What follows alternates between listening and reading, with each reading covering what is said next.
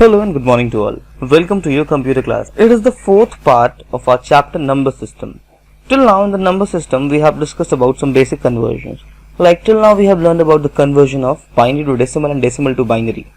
Then in our third class we have discussed about the conversion of binary to octal, binary to hexadecimal, hexadecimal to binary and octal to binary. I hope that you have got all those topics very properly.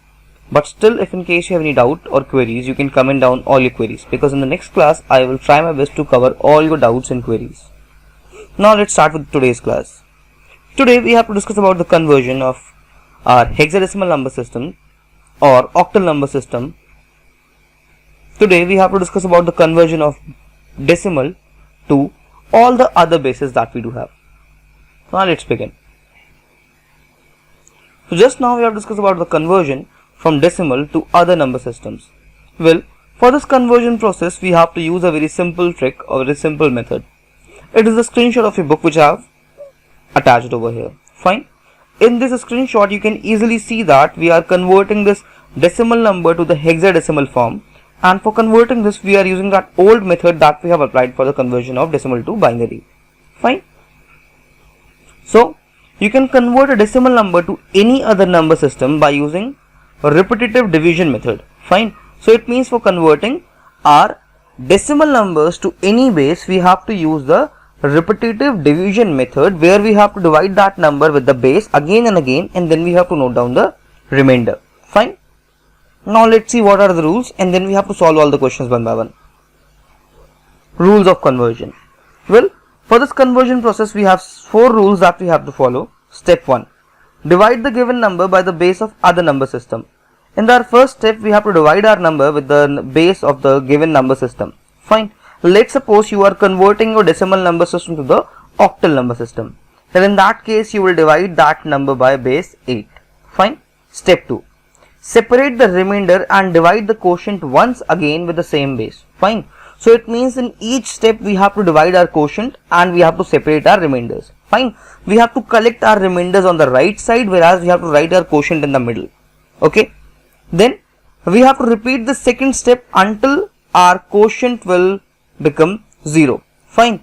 So the moment when your quotient will become 0, we have to stop dividing, and then we have to write all our remainders in the reverse order, that is from bottom to top. Fine. The same approach we have learned when we were converting decimal to binary number system, but the only change is that there we were dividing with base 2, and here we have to divide the base with that particular number system. Fine. I hope that you have got these rules. If in case you still have any problem, you can rewind this much. Fine. And now after this we have to solve some questions. So now let's start with the questions. Now we have to discuss 2 types of conversions over here. We have to discuss about the conversion from decimal to octal, and then we have to discuss about the conversion from decimal to hexadecimal number system. Now let's start. Well, first we have to discuss decimal to octal conversion. In this decimal to octal conversion, we have to divide that decimal number by the base of 8. Now let's start. Our first question is 272 base 10, and we have to convert this number to the base of 8, that is octal base. Fine. The process is very simple. We have to divide this number 272 by 8 again and again, and remainder of every step we have to write over here. Fine. So now let's start and understand this question.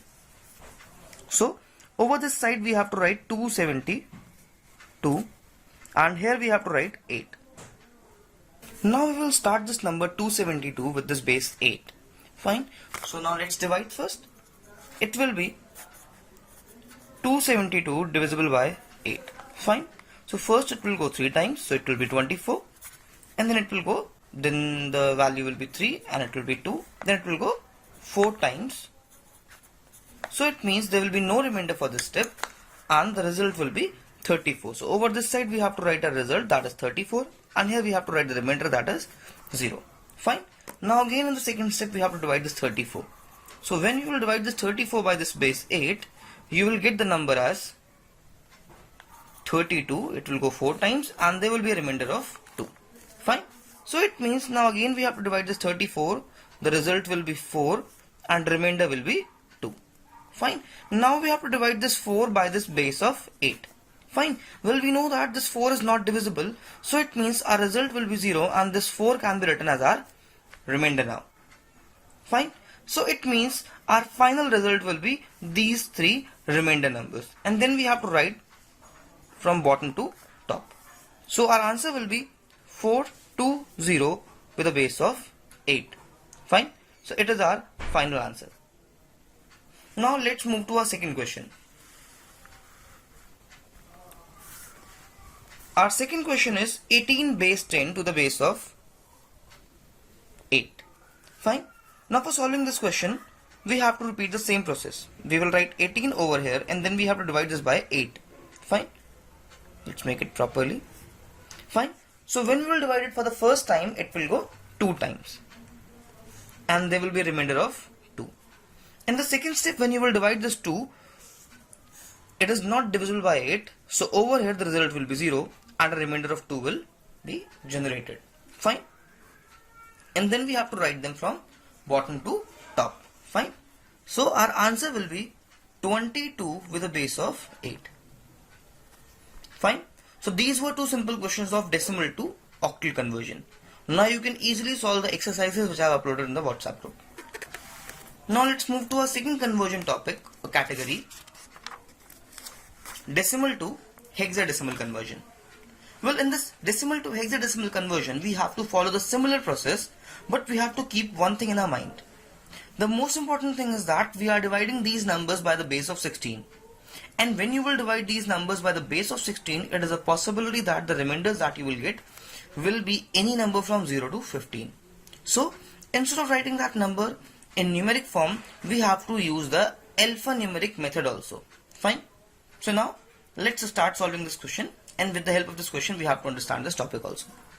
So we have to write our number over here, that is 428, and base over this side.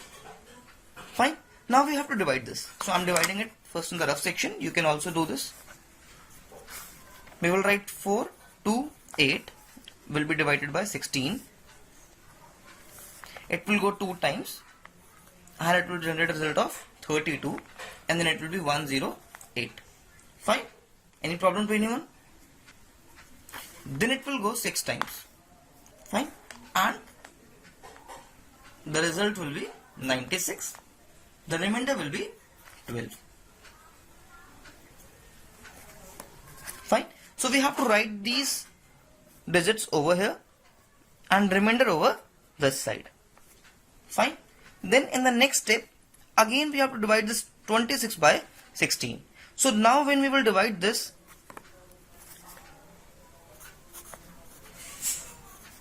it will go 1 times and the remainder will be 10. So remainder will be over here and result will be over this side. Fine. Now again the next step, when we will divide this, the result will be 0 and the remainder will be 1. Fine. So now we are done with this question, but here we have a very big problem. The remainders that we have got, these are 10 and 12 over this side. Fine. As I have told you earlier, as I have taught you earlier, that in these hexadecimal number system, we cannot use any digit that is more than 9. So in place of using this 10, we have to use A, because in hexadecimal number system, 10 can be written as A, and instead of using 12, we have to write C. Fine. So that's why our final answer will be 1AC. Fine. It is 1AC because we have to write our answers from bottom to top. Fine. So 1AC with a base of 16 will be our final answer. Fine. Now let's move to our second question. Our second question is 260 with base 10 and we have to convert it to the base of 16. Fine. Again we have to solve the similar process. Now let's see what we have to do. We will write 260 and then we have to divide this by 16. Fine. So it will go 1 times. Result will be 100, and then again it will go 6 times and result will be 4. Fine. So in this step our remainder is 4 and result is 16. Fine. Then again we have to divide the 16. So it will come 1 over this side and a remainder of 0. Then again we have to divide this 1. The result will be 0 and a remainder of 1 will be generated. Fine. So now it means these remainders will only form this number. So our final answer will be 104 with a base of 16. So these were some questions of decimal to hexadecimal conversion, and similarly we have discussed about the decimal to octal conversion. Now that is all for today. I hope that you have liked the video. Well, thanks for watching this video. Stay healthy, stay safe, and stay at your home. You can comment down all your queries, or if you have doubt or problem in solving any question, you can comment down in the comment section for that. Thanks for watching this video. Stay healthy and stay safe.